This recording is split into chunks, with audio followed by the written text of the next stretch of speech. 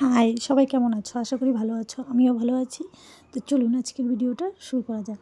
তো আজকের দিনটা শুরু করলাম, প্রথমে দেখো আমাদের ঠাকুর ঘর দেখি। এটা হচ্ছে আমাদের মনসা মায়ের মন্দির। মন্দিরে পুজো টুজো দেওয়া হয়নি, মেয়ে দিবে। তারপর দেখো সকালে উঠে বাসি কাজটা সব সেরে নেওয়ার পরে চাও খেয়েছি। তারপর হচ্ছে রান্নাও করেছি, তরকারি ভাত করেছি করে ঠোরে। দেখো বাড়িতে রঙের কাজ চলছে, তাই মিস্ত্রি এসছে, মিস্ত্রিকে চা বানিয়ে দিচ্ছি। দিয়ে তারপর আমি হচ্ছে কাপড় দেখালাম, কাপড়গুলো ধোবো। যে সকালে এক তরকারি ভাত করেছি বললাম না, যে সিম্পল একটা তরকারি ভাত করেছি। তারপর হচ্ছে কাপড় চোপড় ধুয়ে নিয়েছি। কাপড় চোপড় ধুয়ে তারপরে যে আবার আসছি রান্নাঘরে এসে দেখাচ্ছি কি কাজ করব, মানে সকাল থেকে শুরু হয়, বিশ্বাস করবে না বন্ধুরা, সকাল থেকে শুরু হয় আমার রাত্রি 10টা পর্যন্ত চলতেই থাকে। তারপরেও টুকু মানে বিকালটুকু একটু রেস্ট পাই না তা বললে হবে না, কিন্তু যদিও আজকে স্কুল ছিল না বললে একটু রেস্ট ছিল, কারণ যেহেতু আজকে রবিবার। তো রবিবার বলে যে প্রথমে নিয়ে এসছে বাটা মাছ দিয়ে আলু বেগুন দিয়ে পাতলা করে ঝোল করব আমাদের জন্যে। আর মেয়েদের জন্য নিয়ে এসছে দিকে আবার চিকেন। তো মেয়েদের জন্য চিকেন রান্না করে দেবো।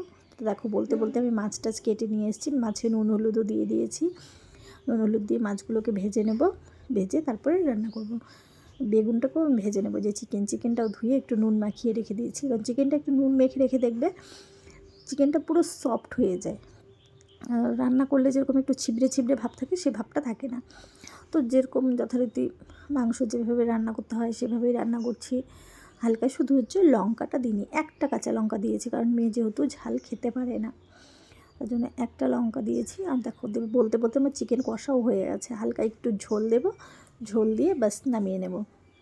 তারপর করব হচ্ছে বেগুন দিয়ে আলু দিয়ে বাটা মাছের ঝোল। তো বেগুনটা তো আমি ভেজে রেখেছি, তা কড়াই দেখো পরিমাণ মতো তেল, শুকনো লঙ্কা, তেজপাতা, জিরে ফোড়ন দিয়ে আলুগুলো দিয়ে দিয়েছি।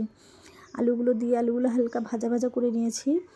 আলুগুলো একটু নুন হলুদ দিয়ে মেখে রেখেছিলাম, যেই বাটিটাতে আর কি মাছগুলো মেখে রেখেছিলাম সেটার মধ্যেই দিয়ে দিয়েছি। তারপর আলুগুলো দিয়ে দেখো একটু ভেজে নিলাম। ভেজে নেওয়ার পরে ওটার মধ্যেই দিয়ে দিলাম মশলা তো পেস্ট করে নিয়েছি, জিরে, কাঁচা লঙ্কা, আদা আর একটুখানি পেঁয়াজও আমি বেটে দিয়েছি। তো বেটে নিয়েছি মিক্সিতে, সেই বাটা মশলা দিয়ে দেবো পরিমাণ মতো নুন হলুদ দিয়ে।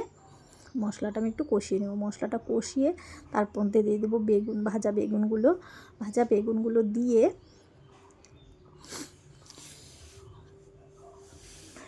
দেখো যে মশলাটা দিয়ে দিয়েছি। মশলাটা একটু কষে নেব। এটা তো বলার কিছু নেই, সবাই জানে কীরকম করে করতে হয়। যে বেগুনটা যে একটু নুন হলুদ দিয়ে ভেজে রেখেছিলাম, সেই বেগুনটাও এখন দিয়ে দেবো। বেগুনটা দিয়ে মাছগুলো যে ভেজে রেখেছিলাম সেই মাছগুলো দিয়ে দেবো। আর দুটো মাছ ভাজা আমি আবার রেখে দিয়েছি, আমার আবার ঝোলের মাছের থেকে ভাজাটা খেতে ভালো লাগে। তো দেখো যে যথারীতি বললাম না, দিয়ে দিয়েছি। যে বেগুনগুলো দিয়ে মাছগুলো দিয়ে দিলাম, ভাজা মাছগুলো দিয়ে পরিমাণ মতো ঝোল দিয়ে দেবো। যেহেতু আমি একটু পাতলা ঝোল করবো, তাই একটু জলের পরিমাণটা একটু বেশি দেবো। দিয়ে ঝোলটা ফুটে আসলে ধনিয়া পাতা দিয়ে নামিয়ে দেবো। ধনিয়া পাতা কুচি দিয়ে নামিয়ে নেব। ধনিয়া পাতা দিয়ে নামিয়ে নেওয়ার পরে দেখা হচ্ছে, ঠিক আছে। দেখো ঝোল দিয়ে দিয়েছি।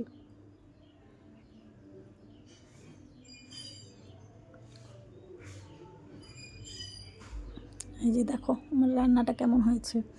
মাছের ঝোল, চিকেন কষা, আর এটা কটা কাতল মাছ ছিল, তো কাতল মাছটা হালকা কালিয়া করে নিয়েছি। কাতলা মাছের কালিয়া, বাটা মাছের আলু বেগুন দিয়ে ঝোল, ব্যাস।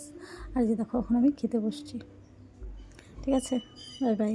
তো এখন একটু খেয়ে দিয়ে রেস্ট নিয়ে ওঠার পর সন্ধ্যে প্রায় হয়ে গেছে। তো এখন উঠে একটু ঘরটা একটু ঝাড়ু দিয়ে নেবো, বাস, তাহলে আমার কাজ শেষ। আর এরকম ভিডিও দেখতে যদি আরও আগ্রহী হতো তাহলে আমাকে কমেন্টে জানাবে। Like comment share. Bye, thanks for watching.